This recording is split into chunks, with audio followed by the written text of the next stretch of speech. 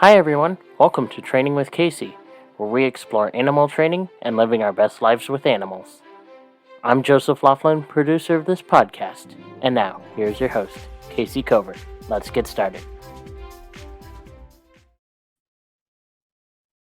Hey, Joseph, thank you for a great introduction again. You're very welcome. We left it that we were going to talk about emergency evacuations. And Yes. it's a good subject right now, isn't it? Yes, especially for California, with the fires or Where I live with hurricanes, yes, hurricanes, we had to evacuate a couple of years ago. Like it wasn't optional. Dave's work ordered us to evacuate. earthquakes. Yeah. You never know. Typhoons. Floods. There's a lot. Yeah. Outages, all kinds of stuff. You know what And I was just thinking? huh, And I've always thought this too. What happens if there's a tsunami? Because SeaWorld San Diego is right on the bay. So what happens with their animals? well, the Do animal they rights evacuate? extremists will get their wish because all the orcas will be free to go. Do they evacuate the orcas too? Well, the What tsunami would happens? just wash them out to sea. Really? Yeah, that's what So happened they would at. just leave them? No, it's not that they would leave them.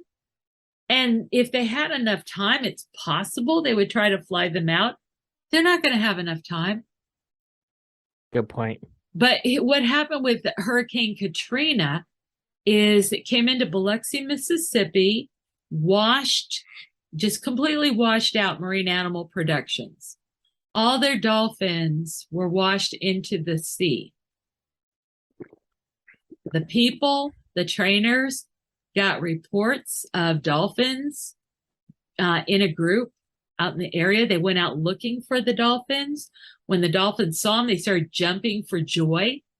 The trainers had food, medication, all these things. And the dolphins were like, well, aren't we going home? So they got everything set up to, these dolphins all traveled. Okay. They would travel around to do various shows and so forth. So they all understood this process. So they went out with a barge or a raft and they had slings and they took boats out to move the slings onto the boats. And they called the dolphins up, put them in the slings, loaded them onto the boat. The owner of Marine Animal Productions was 85 years old at the time, did not want to rebuild an oceanarium at his age. So he had carefully searched to find where these dolphins could go and stay together. And I believe the Atlantis Hotel in the Bahamas agreed to take the entire group and keep them all together. But it was all the dolphins' choice. The trainers were willing to keep going down and feeding them, but they knew that the water conditions were not optimal. And our animals like us. They like what they do. Just like we work hard for these animals. They work hard for us. We're not asking to be separated. Right.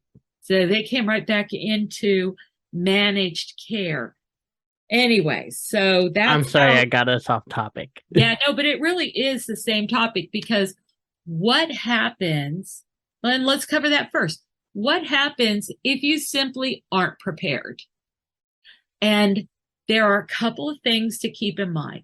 One is your animals will be very stressed. Of course. Yeah. Another is they're unprotected. If they're frightened, they might bite somebody, and that can lead to their immediate death. So your animals need to understand how things work in those kinds of situations. They need to meet and understand the processes if they get taken in by an animal control officer or a veterinarian or another person. As with the Katrina dolphins, the people went out looking for them. But these dolphins were already trained to come up onto slings. They understood what that was. And so they could offer them that option right away. Now, I'm pretty proud of myself because I have an adventure truck and a dog trailer. And I can load that whole truck up for a 3-week trip in 2 hours. Don't you think that's pretty impressive? Well, thanks. Thanks for shaking your head, which they can't hear on radio. Yes. Okay, Yes, for it those is of you that impressive. I'm heard sorry. Joseph shaking his head, please comment. Okay, so For those of you who heard me say yes, please raise your hand. yeah, raise your hand. But guess how long that the emergency evacuation experts say that you should be able to move in? How much? How many? How much? Within 5 minutes, and sometimes you only have 1 minute. Wow. So one really sad situation that I know of is down in Texas on the year that they had these huge floods. And these people were staying, I think it was a rental house for a vacation, and a man, his wife, and his children. And the sheriff came to their door and said, "You need to evacuate." And they looked out and, they were on stilts and the water was way over there and they didn't see the waters that were coming. They didn't realize how fast that the water can be like an avalanche. And so they said they'd think about it. So the sheriff went off to try to raise some other people. But on the way back, he stopped and knocked at their door again. And the guy said, okay. And he came out to get into his car. And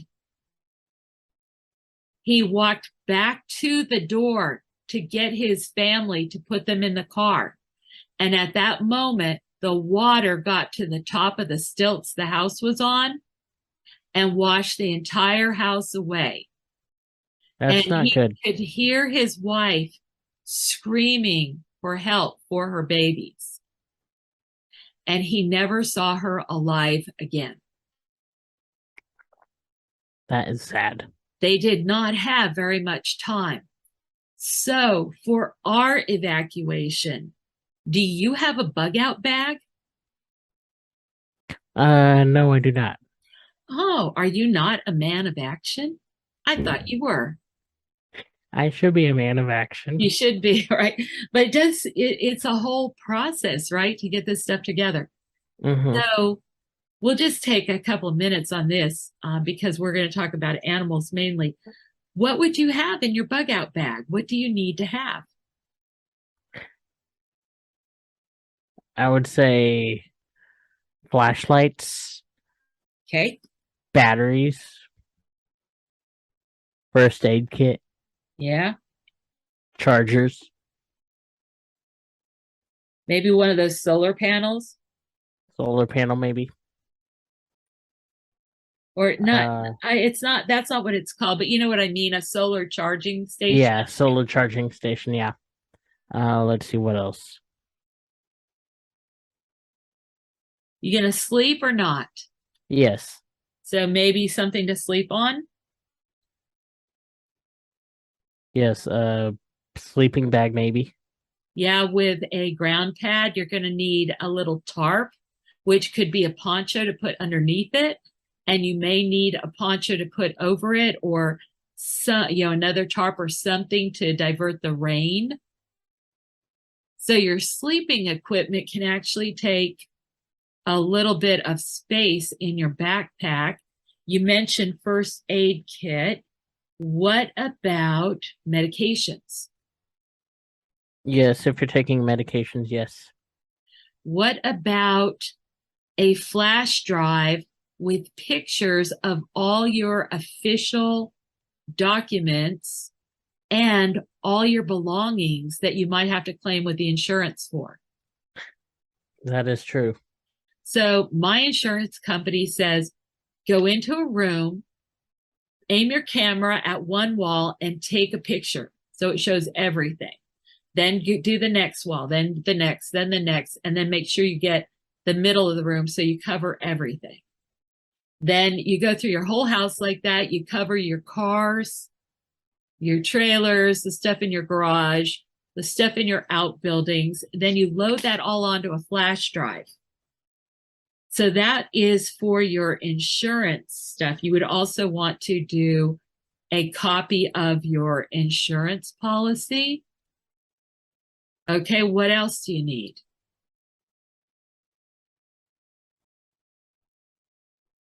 Some form of food. Wait a minute, we're still on emergency paperwork. Because as Oh, you'll find out good point. later, Joseph, paperwork is what makes the world go round. What about copy of your social security card, driver's license, your will, medical directives, deed to your house, title to your car? Good point. So you can take pictures of all those things, credit cards, pictures of your credit card, and then you put them on a flash drive. Then you get a waterproof bag to put this stuff, your map that you're going to use to get around, maybe your phone, or maybe not, depending on how you work things out. Bandaging materials, maybe, whatever you absolutely have to keep dry. And you pack those things as a unit.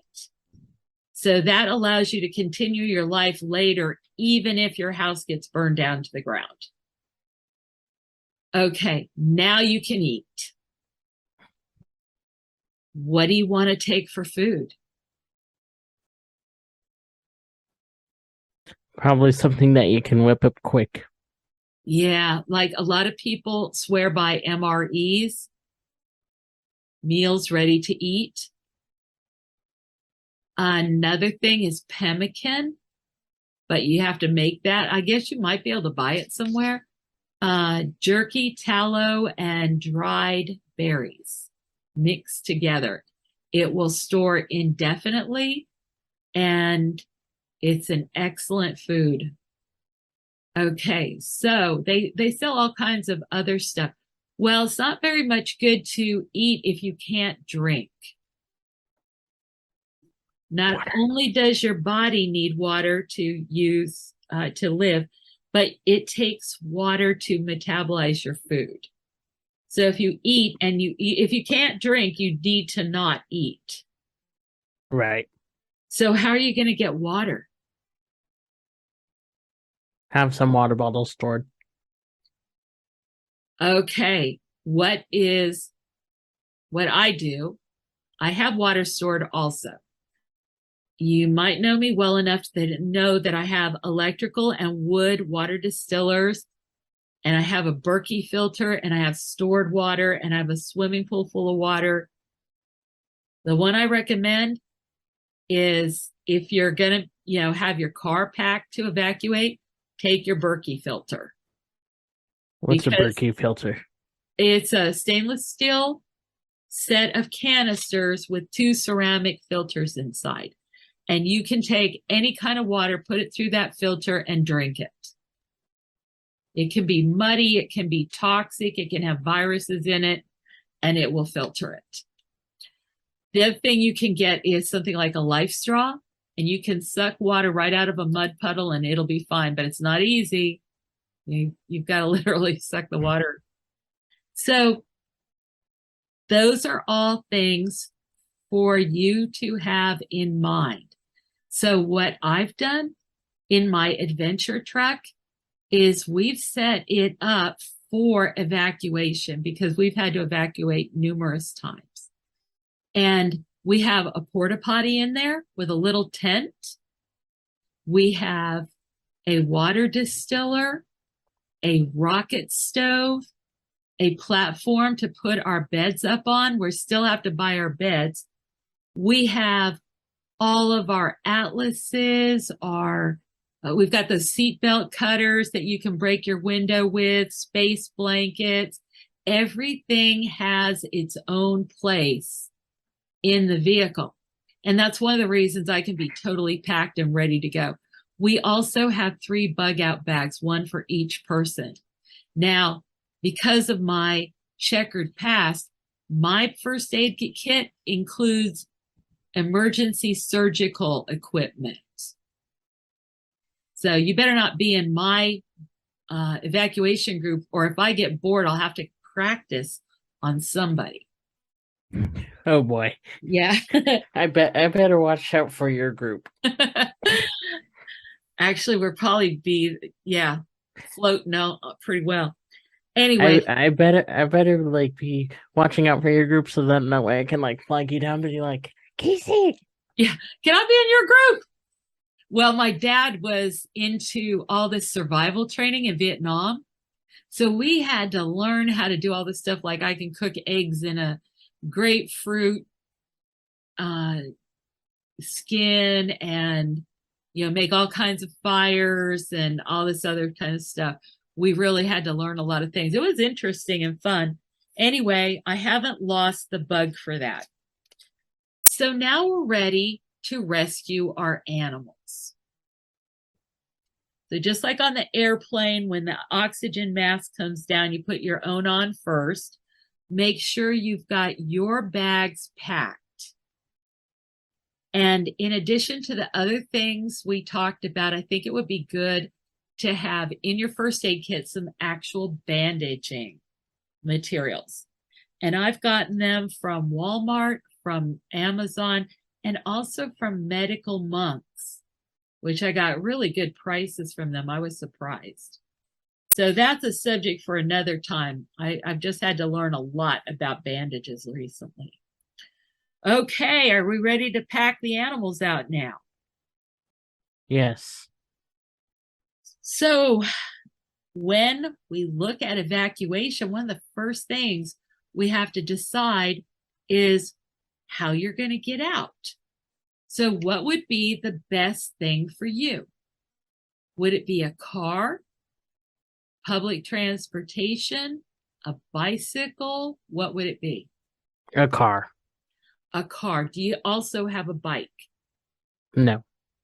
Okay, you might consider getting one. Because what can happen to cars? They can run out of gas.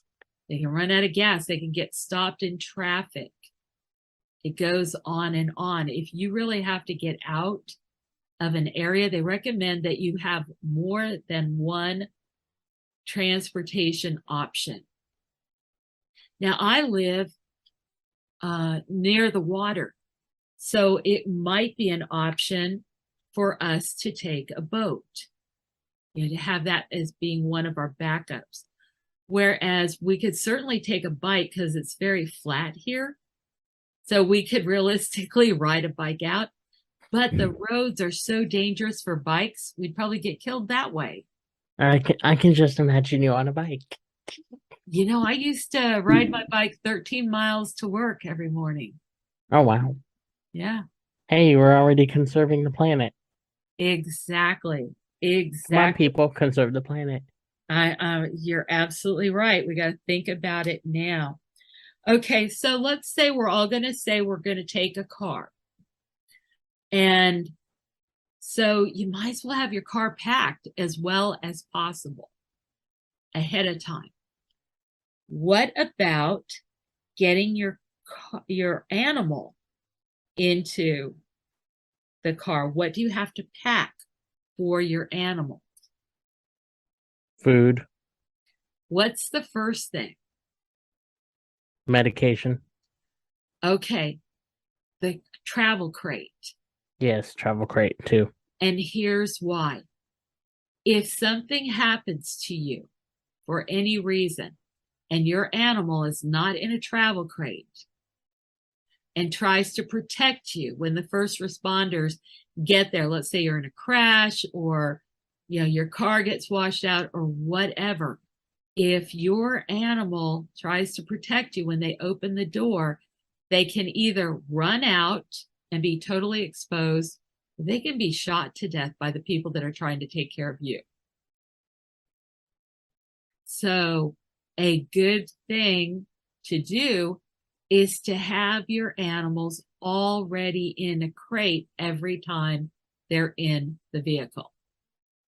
Now, this is important for another reason, because a dog sitting very nicely in your back seat in case of a crash can fly up against the back of your driver's seat and hit with over 90 pounds of force, Ouch. which can break your back and or kill you. So if you're going to have a dog in your car, for his safety and yours, you need to have him at least in a seatbelt. And I think it's much better to have him in a crate, because then if you have to stop the car and keep running, you can just open the door, grab the crate, and run. Mm-hmm. Versus trying to get a seatbelt disconnected while you're stressed. Because when you're stressed, you lose your fine motor control and your ability to think. You got to make it simple. Now, when it comes to crates, it makes a big difference what kind you get. Do you already know what kind they recommend for evacuations? Okay, so let's think about it for a minute. Can you see any problem with using a wire crate in the back of your car? The wires could get stuck. Yeah, if somebody hits your car or something, your dog can get impaled. And it has too much room in it, so they're going to get thrown around, possibly shredded. They can break out of it and collapse it more easily, in which case, they would be out and about and totally at risk. And you can't just grab them and go. So an airline crate is much better. And you want to get it just big enough for the animal to curl up in and be able to change positions. I think on the airlines, they want them to be able to lay out flat. But in reality, I spent a lot of time traveling with dogs and, just having dogs in various situations.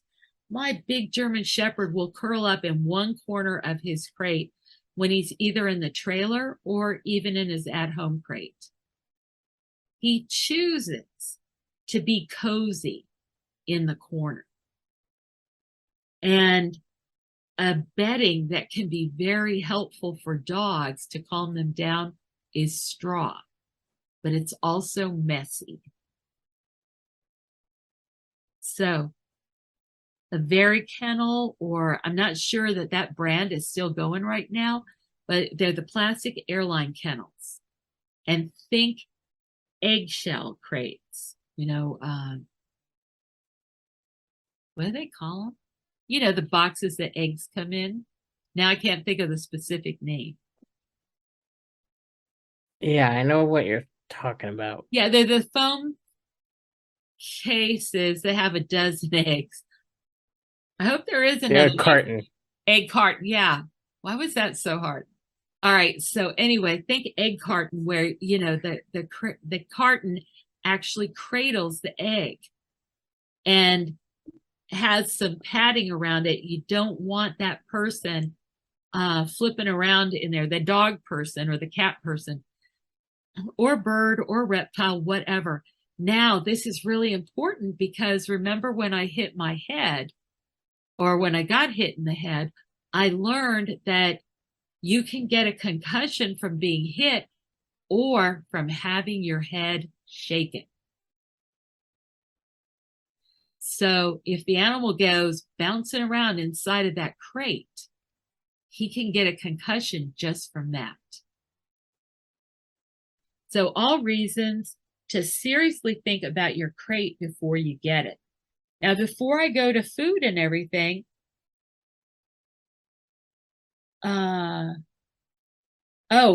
sorry, we still have one more thing to say about crates, and that's the hardware.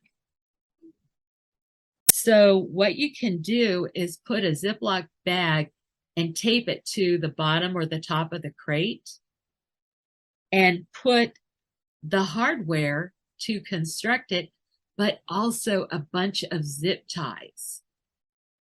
So that if for any reason a bolt falls off of, or a nut falls off of a bolt, and you lift your dog crate up trying to get your dog out in a hurry, it's less likely to fall apart. And what you could do is you could get an extra crate, and I fold mine so the bottom half is there. Then I lay the door on top of that. Then I tape the nuts, bolts, and the zip ties in a Ziploc bag on top of the crate, turn it over, and nest it inside the bottom. So now I've got a crate already in the car, and I can just take my dog out, put the dog in the car, and if I've got another driver, they can be driving us, and I can be assembling the crate as we go. Or you can have your crates already put together inside your house. It needs to be on the way to the front door or however you're going to go out, and just put the animal in and take them with me. I've got German Shepherds, so they're kind of harder to just carry under your arm, right? Mm-hmm. Mine are, at least. Okay, now after crate, or right alongside with a crate, what is it I'm thinking about that's more important than food? Their medications. Oh, that's really important too. But I'm thinking, by the way, you get an F for reading my mind. Okay, but that's okay. Oh man. Muzzles, collars, leads, and connectors. So I have a dog that's a really good dog, but he does not have good people skills, and he seems to have something akin to autism. He'll all of a sudden see a trigger, and he'll have a fixed response that once it gets started, he doesn't seem to be able to stop it. Kind of like how some people have Tourette syndrome or something like that. Anyway, but he's still a really good dog. I don't want him to die if something happens. So I have two kinds of muzzle for him. This is all packed in a basket that I can carry by one handle. So the two muzzles are a Jafco, which is a muzzle that's really good at covering the dog's face, and he can't get his teeth through it at all. You want to get the one with the little strap that goes down the middle of the forehead that attaches to the strap that goes behind the ears. And then you want a second muzzle, because the Jafco is really good if you have to work with a vet or something like that. But if you need to actually take your dog for a walk and so on, and he's well trained on a lead, you can use something like a Baskerville muzzle, which has got a lot of open area. The dog can drink through it. You can give him treats through it. He can get more air. So when he's walking, he gets better air exchange. It'll dry faster if it gets wet on the inside. He's not going to build up as much slobber in it, etc. So I have two muzzles. I also have two leads for every dog. One is a Latigo leather lead with a pinch collar, and some people are going to scream. Hold your screaming. We'll talk about it later. Because if your dog... I can hear everyone screams right now. Yeah, they're squealing. But here's what I say to you. You don't like it? Train your dog. Because if you train your dog and he's responsive or she's responsive on a lead, they will never feel a pinch collar. Now, here's the other thing. I actually asked dogs which collars they prefer, and every dog I've asked prefers a pinch collar to any other collar I have, even a martingale or a flat collar. So I've said this before, we need to pay attention to what the animals say and stop projecting our fantasies of what they want or need. If we actually show the animal the collars and let them choose their own collar, you may find out that you had ridiculous prejudice that that animal doesn't share.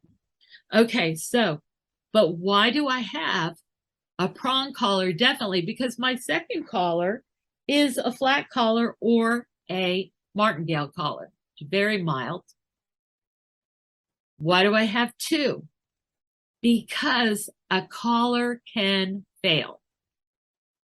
And they're more likely to fail when there's, tough weather. You might slip on the ice or fall in the water. Something might break, it might drop off of the collar. And so I'm going to have two different kinds of collar.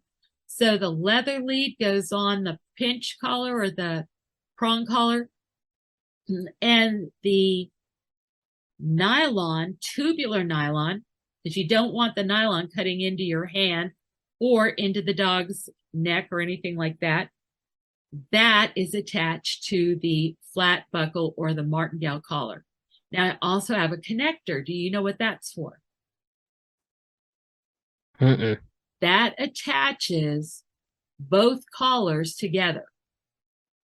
So if for any reason the snap on one of your leads breaks or comes apart, you still have a lead on both collars. It gives you a chance to get more coordinated later. I personally would not use a halter. And the reason for that is that every halter I've seen puts pressure on animals in a way that I don't want to put pressure in places like their shoulder blades and so on when they are moving. And of course, I'm going to train my animals to heel and walk on loose lead next to me and so forth. So I don't need a harness. Did you already know all that? Nope. Okay, so you got to think about it for your capybara.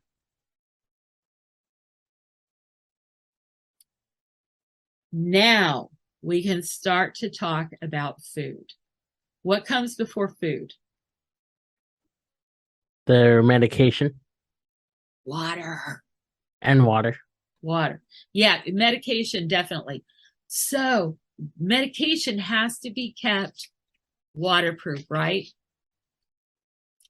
Most of the pill bottles are good at that already. But you need to have some that's packed and ready to go, like in your bug out bag with your medication.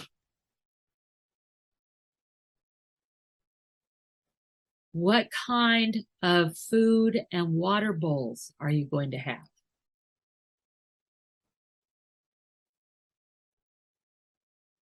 Either the plastic ones or the stainless steel ones. Okay, so I try not to ever use plastic because certain kinds of bacteria adhere to it. A lot of dogs will get infections on the bottom of their chin if you let them drink out of a plastic thing. But you can get collapsible ones that are made out of nylon or silicone or metal or plastic. So I would seriously look at collapsible bowls. I have them in the back seat of my truck. So the way my truck is organized, everything on the driver's side has to do with, like the truck and the trailer, extra lights, extra batteries, extra hookups for the trailer, that kind of thing. But on the passenger side, in the door of the car, we keep a constant supply of doggy bags, leads, a set of muzzles, and the collapsible bowls. Now, if I take water filters with me, I don't have to worry so much about taking bottles of water. Water takes, it's 8 pounds a gallon. If you have to carry a gallon of water, that's 8 pounds.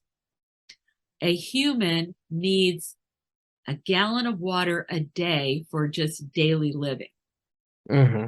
So you're going to run out of room and stamina very quickly if you're carrying water. Right. It's so easy to filter water that you don't really have to worry about that if you get this taken care of ahead of time. Now, finally, Joseph, you can get your dog food. What kind are you going to take? Both dry and wet dog food. Why wet?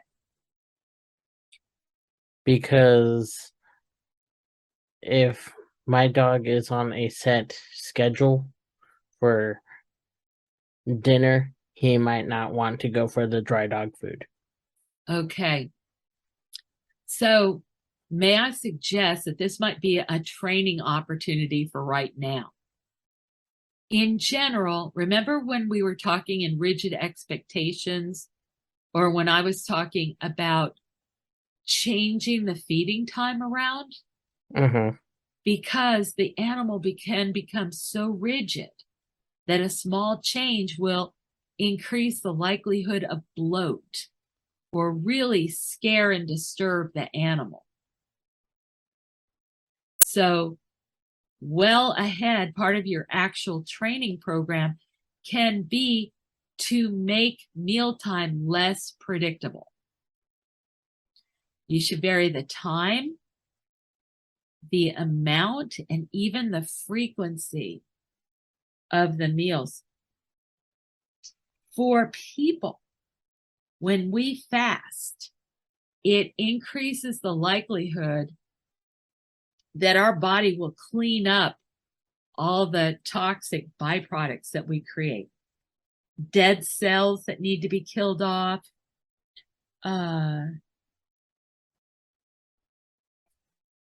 Like if you've been losing weight and you have extra skin tissue, it'll eat that up. I forget what all gets eaten up at night, but your body just goes through and scavenges itself. At the zoos you volunteered at, do they fast their carnivores once a week? I have no idea. Ask them. At the National Zoo, they did. And they only fed the turtles 3 times a week. And I used to feed my dog twice a day because I believed that it decreased the risk of bloat. But I went to feeding him once a day because that decreases the chance of autoimmune diseases, cancers, all that. Now, I wanted to make sure that was okay. And I actually went to 1 or 2 meals a day. Like in the plan for me, the meals would be kind of close together, but once a day in this smaller window of time. And I was amazed at the various health benefits. I felt great. I had more energy. I lost weight. There's all kinds of good things that came from that. So we now are making sure that we use intermittent fasting as a regular part of life, not just for us, but also for all our animals. We don't do it with a horse, but the horses are grazers. So, they're kind of built to eat a lot of the time. Okay, I would seriously think about just taking dry food because your animal's not going to need dry. Usually when you talk about bug out, evacuation kind of stuff, you're trying to cover 72 hours of survival. Right. You got to be able to carry it on your back with you if your car gets stopped or whatever. So, can you see a disadvantage to having cans of food? Mm-hmm. So you could store the cans of food with your 8-pound gallons of water in your car, but you sure don't want to have to carry them on your backpack. Right. Dry food is a lot easier. And as long as your animal's getting enough water, he's not going to fall apart in 3 days, even if he didn't eat at all. But frankly, Joseph, if he's not hungry enough to eat dry food, he may not be very hungry. Do you know who George Carlin is? No, but I have a feeling there's a lesson to him. Oh, actually, I just told you the wrong comedian. I think it's the great Gallagher. Anyway, he says, what is this thing that people have about cats being picky eaters? He goes, you should just starve your cat. If you starve your cat, within 6 months, he'll be eating kitty litter. Ew. Well, I don't subscribe to that, but I thought it was funny. Anyway, but okay, guys, I have cats. My cat lived to be 19. I adored her, and I am looking forward to getting more cats to add to our family. We really miss them. And we do not starve our cats or any of our animals. I keep trying to starve myself, but I'm not very successful. Okay, so we already said your medications. First aid, what would your first aid thing have in it?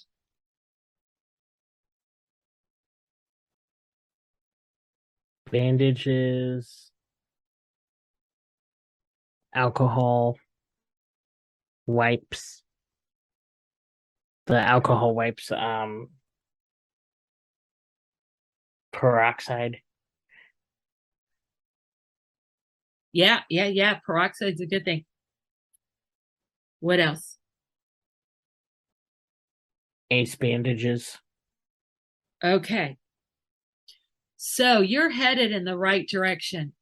May I show you this great little bottle that I get? You see those? I Yes. think they're called Curve bottles. I got them on Amazon. I think I get them from US Salon Supply. And they come in this size with this color, but I also get them. I think this is a 6-ounce size, and I think I get them in 9 or 10 ounces, and they're purple or dark blue. Hold on, I'm going to grab the other one. Kayce is walking off screen. Okay, these things are so good and worthwhile. They are so useful. Because with coronavirus, how you always had to do your hands? Okay, what they use in vet offices for disinfectant is stabilized hydrogen peroxide.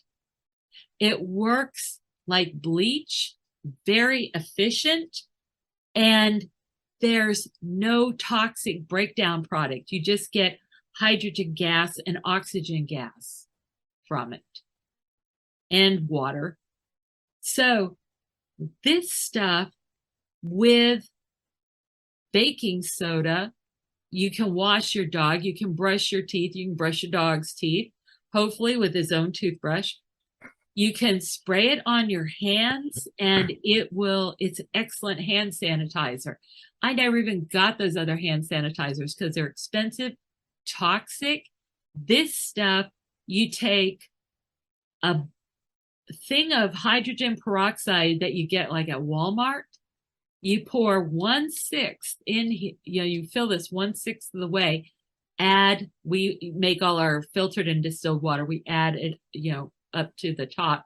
And now we've got 10 ounces of this spray. We keep them right in the car.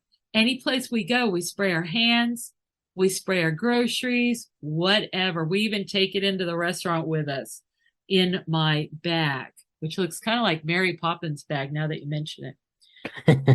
And then this is another one, and this particular one just has distilled water. But we also do one that has vinegar and water, which we use for various things. And we do betadine and water.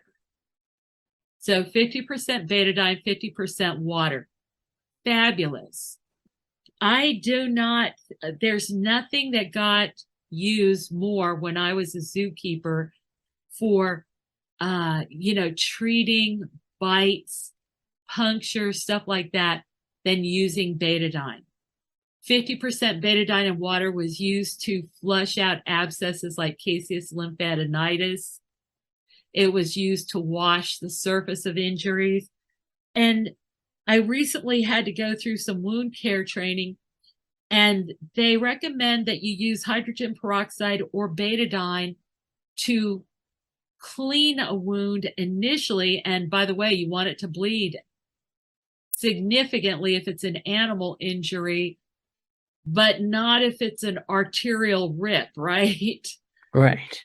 Oh, by the way, you should have a tourniquet in your first aid kit for people at least. Anyway, um, so, but if you started to get infection in an injury, I go back, I personally on myself have used betadine again and again. You tend to form a little more of a scar, but that always has its own. Like this one is from a sea lion. I don't know. Can you see that? You see the dent in my arm? Mm-hmm. One thing I'll tell you is none of my scars come from my own animals. They were from animals that other people trained. Okay, so first aid unit, first aid thing. Alcohol wipes, that's a good one. They can be used to clean your glasses. You need to make sure you have sunglasses, maybe even goggles for your dog. Betadine, hydrogen peroxide, bandages. We said tourniquet, right? Mm-hmm. Okay. So what from my experience in wound care, man, I didn't know what to buy for bandages. And definitely you want an ace bandage that's long enough that you could wrap a leg if you needed to, but you want gauze squares also. And you want a dressing that will not stick to the injury. So I have I have a box of 50 of those now, and they're really great. And what you do, oh, and I got honey dressing. It's called Medi Honey, and it's Manuka honey. And there's considerations to all this stuff because you don't want to have an injury be too hydrated. And both honey and these dressings that are they don't stick. They tend to kind of keep the water or the moisture right there. So there's some fine points for that. But man, it is amazingly good stuff. So I put my Medi Honey on my little dressing that was non-stick, put that directly on the injury, put some gauze squares behind it to pad it and to absorb any soak through from the dressing because injuries seep a lot of serum and stuff. And then we Mm-hmm. wrapped that with a gauze roll. And then on over the gauze roll, we did the like the ace bandit kind of thing. And here's something that they showed me.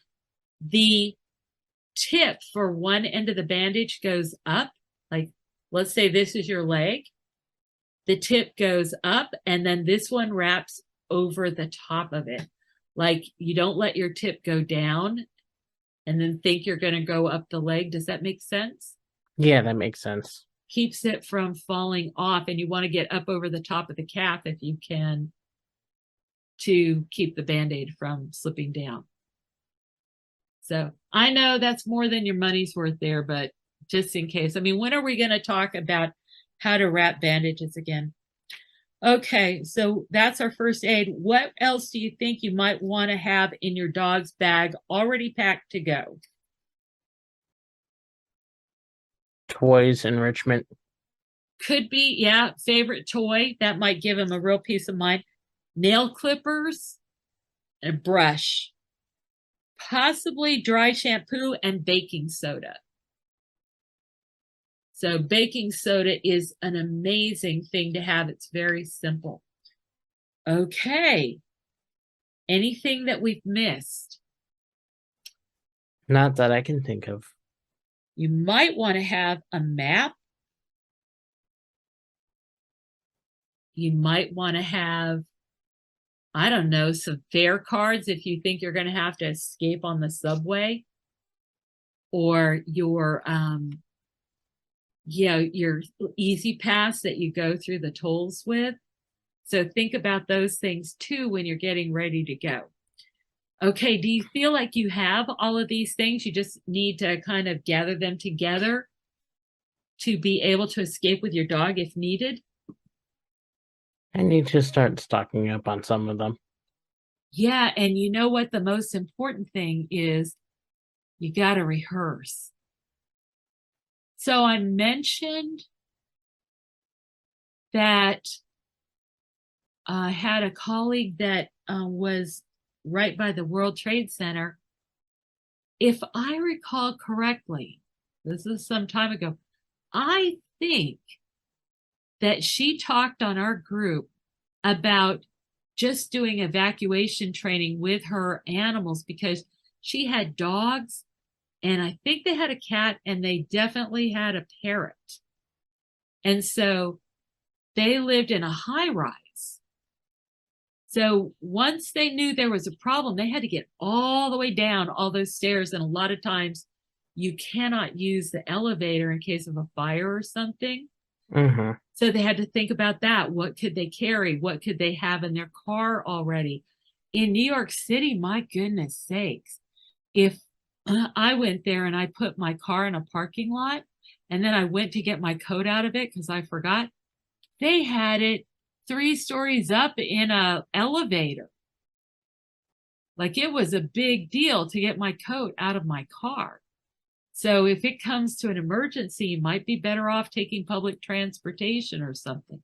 Mm-hmm. Anyway, she got it all worked out and they got it down to 1 or 2 minutes from they just like set an alarm, and when the alarm went off, it was evacuation and everybody had a job. Everybody in the family had a job.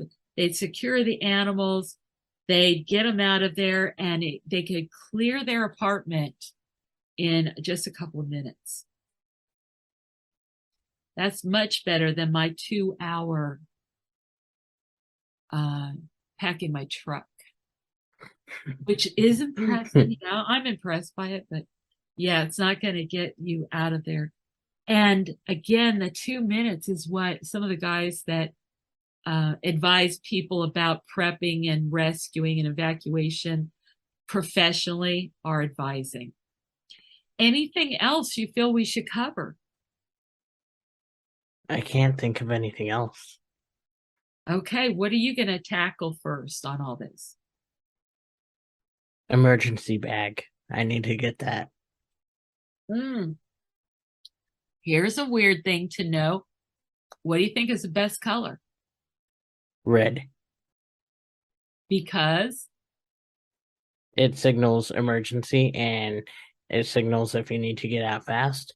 Then someone can see that you're ready with a red bag. huh, well, here's how I think about it. I want to be able to be hidden. So you and I are going after different things. Okay, so red, like let's say the searchers are going overhead. Yeah, I bet you're right. A red bag would be a really good idea. I want a navy blue bag because it doesn't show up in the dark time.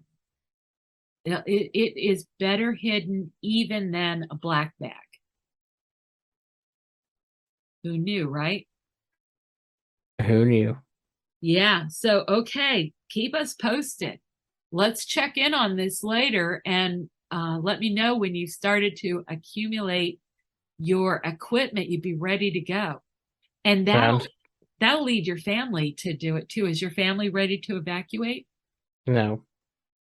Yeah, whose is? I mean, we've never had to do this before. I know. All right, here's to being ready. Yes, here's to being ready. Okay, Joseph, thank you so much. It's always a pleasure. Thank you. All right, take care. Good night, everyone. Yeah, thanks for being here, guys. And tell us about what you're doing to get ready in the comments. By the way, we're trying to figure out how to answer the comments. Thank you so much for the beautiful things people have said in the ratings. It is really appreciated. Okay, more soon.